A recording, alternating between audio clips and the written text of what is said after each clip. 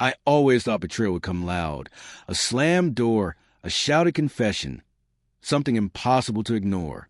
But mine arrived quietly, tucked inside a dinner reservation. For 10 years, Emma and I built a life that looked perfect from the outside. Morning coffee, shared passwords, photos from trips that already felt like someone else's memories. Somewhere along the way, the photos became proof of a story that had ended long before I noticed. The shift came slowly. She smiled at her phone more than at me. Her laughter, once effortless, now reserved for someone unseen. When I asked what was funny, she'd murmur, asterisk, just work stuff, James. Asterisk. And like every husband who wants to believe, I did. Until one night, her phone buzzed while she was in the shower. A message lit up the screen. Asterisk tomorrow night. Same place. Can't wait to see you. Asterisk. No name. Just a number I didn't recognize. I didn't confront her. Not yet. I needed to know who he was. How long. How deeply. How she could still look me in the eyes. The next evening, she dressed better than she had in months. Perfume, heels, that red dress she hadn't worn since our anniversary 3 years ago. Dinner with some clients, she said. Don't wait up. I nodded.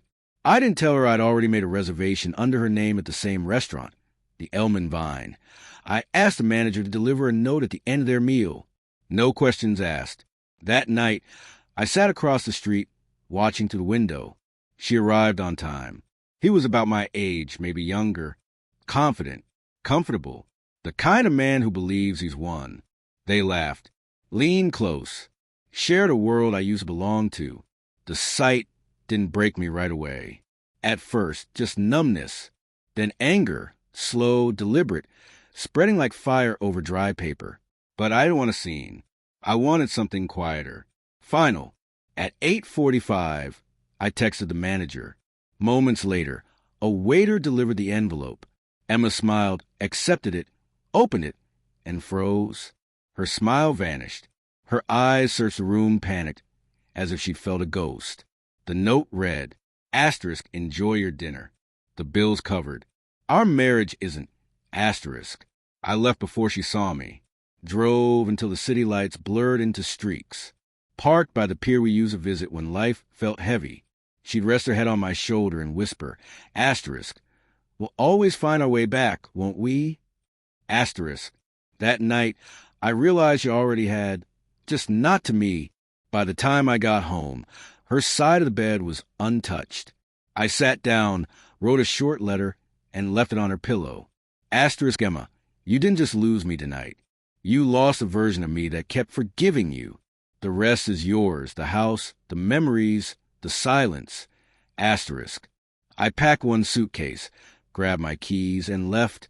She called 10 times the next morning. I ignored them. On the 11th, I answered. Her voice was trembling. James, please, can we talk? Talk. I said, you've been doing plenty of that with someone else. I made a mistake, she whispered. It didn't mean anything. I almost laughed. You dressed up, drove across town, and shared dinner with him. That sounds like it meant something. Silence. Then softly, you were there? Yes, I said. Long enough to watch you enjoy the last meal I paid for. She started crying, the kind of raw, messy sobs that used to undo me, but not this time. Goodbye, Emma, I said and hung up. That was 2 months ago. Grief, I've learned, doesn't always come from losing someone. Sometimes it comes from realizing how much you tolerated in the name of love. Now I live downtown. No shared closet. No framed photos. No second toothbrush. For the first time in years, silence feels peaceful instead of heavy.